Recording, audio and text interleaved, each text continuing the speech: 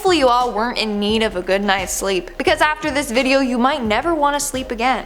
Today we will be covering some pretty horrifying demons, from the demon of death and decay to a demon that can kill you in your sleep. Let's talk about this and more only in today's video. Top 10 evil demons that will haunt your dreams. Starting off this countdown we have Nasu. Sometimes otherwise known as Druge, is the demon of death and decay. She takes the form of a fly and has a field day when someone dies. Right after death, after the soul has left the corpse, Nasu infests the body. The body instantly becomes contaminated and will start to decay. And if someone comes in contact with that corpse as it's decaying, Nasu will attack and infect them as well. So it's believed that no one should ever carry a corpse on their own, for if they do, Nasu will, and I quote, emerge from the nose, the eye, the tongue, the sexual organs, and the hinder parts of the deceased, and she will rush upon the corpse barrier and stain him, even to the end of the nails.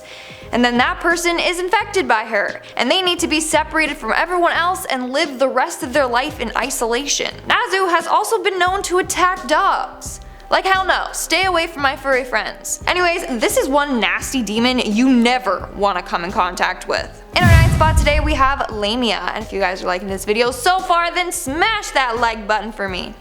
Lamia is an extremely violent, ancient, and powerful demon. In Greek mythology, she was the queen of Libya and was known for murdering every little innocent kid she could get her hands on. It all started when she had an affair with Zeus. When Zeus's wife Hera found out about this, she forced Lamia to eat her own offspring from her affair with Zeus. Disgusting. But due to this she had permanent insomnia, so Zeus was all like, I can help you, and then literally removed her eyes. It's so messed up. She then went on to eat hundreds of others. This demon was also featured in the movie Drag Me to Hell. In the movie it hunts down souls and takes them to hell.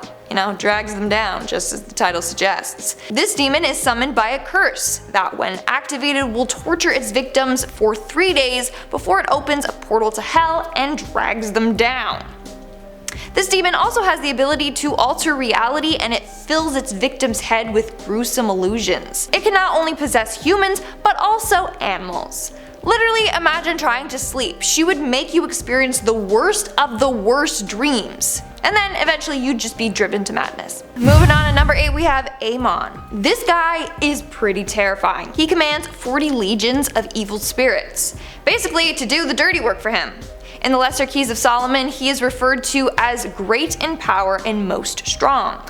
I think the visual description of him though makes him even more terrifying. He is just all over the place.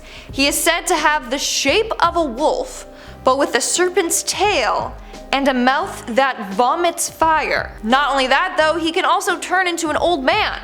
But not just any old man, no. An old man with a crow head and dog teeth. Like what the actual hell? Who the heck designed this dude? It's like it was done by an 8-year-old kid that combined all of his favorite animals together or something. In our 7th spot we have the Night Demon. The Night Demon, or Popo Bawa, is known to haunt the Tanzanian people of Pemba in the Indian Ocean. And apparently it's a shapeshifter. It can turn into a bat, other times it can look quite human, or it can just turn into different animals. This demon is said to visit homes at night and attack anyone in the household. It would go house to house attacking families all throughout the night. In fact, a number of real-life attacks happened and they were blamed on this demon. As a result, men were staying awake to defend their house, even camping outside their house in groups. Others smeared themselves with pig's oil, thinking this would prevent the demon from attacking them. In 1997, apparently a farmer named Majaka Hamid, who didn't believe in this demon, actually got attacked by it. He was outside and said he couldn't see it, but he felt it. All of a sudden he felt this terrible pain in his ribs, as if someone was squeezing him and attempting to crush him to death. He believes that this was the demon attacking him. In our 6th spot we have Pazuzu. Good old Pazuzu. He's the main antagonist of the Exorcist franchise. He is a demon based on the mythological figure in ancient Mesopotamian religion. In Mesopotamian religion, it is said to be the king of demons of the wind and is the bearer of storms and drought. He is often depicted as a creature with the body of a man, head of a lion, and tail of a scorpion. He is also shown with talons and wings, completely different from how he's depicted in the film. Now, Pazuzu in the Exorcist films ended up possessing individuals and makes them very violent. I'm sorry, did you see how Regan turned out in the Exorcist movie? She looked horrifying and gross. This dude is nasty and evil. We are now at our 5th and halfway mark with Zozo, who in fact might be a real demon. Users of Ouija boards would know this demon is someone you need to be scared of and need to look out for. So on March 24th, 2009, the presence of Zozo first came to light when a man named Darren Evans shared his interactions with Zozo online. He was playing with a board when he contacted a spirit who called itself Zozo. At first, according to Evans' account, the interactions with him were seemingly harmless. He experienced noises, moving objects, and flickering lights. He thought nothing of it. Then he started getting scratches and bruises on his skin. During one session with Zozo, Evans had to rush into the bathroom where his girlfriend was giving their daughter a bath. His girlfriend was gone, the tub was overflowing, and his daughter was drowning. He believes that Zozo was behind this. Now you see, tons of other people have then come forward and claimed that they have also come in contact with a spirit that calls itself Zozo. It is said to target mentally unstable and vulnerable users. Zozo has even been linked to a number of murders and people that have taken their own lives. In fact, this entity dates back to 1816. It is mentioned in the book Dictionnaire Infernal by Colin de Plancy. This book tells the story of a young girl who gets possessed by 3 demons: Minnie, Capulet, and Zozo. It's said that if Zozo reveals itself while you're using an Ouija board, then you gotta end the session immediately before you become its next victim. So can we all agree that this demon is horrifying and should never be messed with? Moving on, at number 4 we have Incubus. The Incubus is a male demon that preys on young women in their sleep. He visits them in their dreams and tries to engage in sexual activities with them. One of his goals is to impregnate the women, who then will give birth to its demon baby. There have been a number of real stories of women being visited by this demon in their sleep. They have woken up in the middle of the night and have felt the Incubus demon holding them down. Others have seen a blurry silhouette of this demon on them while feeling it caress their body. But no matter what you do, you can't move, you can't get it off of you, you're just stuck there. In fact, sleep paralysis is widely considered to be the work of the Incubus and Succubus demons. In our 3rd spot we have the Succubus demon. So I talked about Incubus, it's time to talk about the female counterpart, Succubus. Succubus dates back to medieval times. It's a demon that can transform themselves into attractive females to seduce men and engage in sexual activity with them. Then it's said that they can eat a man's soul, or if the men are repeatedly visited by her in their dreams, then she can cause death. Again, just like the Incubus demon, a lot of people have said that they have been visited by a Succubus demon in their dreams. They're unable to move, but feel this demon on their body, taking advantage of them. In our 2nd spot we have Mara. In Old Norse, Mara is a demon that would sneak into people's rooms at night and sit down on their bodies. By doing so, it would plague their mind with bad dreams. Mara was also sometimes referred to as Mora or mares, which comes from the word nightmares. Whoever got visited by this demon would wake up unable to move with that heavy feeling in their chest from Mara resting on them, which is why she's often associated with sleep paralysis as well. It was also believed that witches could send Mara to anyone they wanted to torment. According to one story, a Norwegian king was sent one night and the demon crushed his legs and then proceeded to press down on his head and kill him. Yikes. Typically, Mara is depicted as being tall and very skinny. Like, you can see her bones through her skin. She's got massive long arms that she can use to hold you down, and she's got nasty little raggedy hair.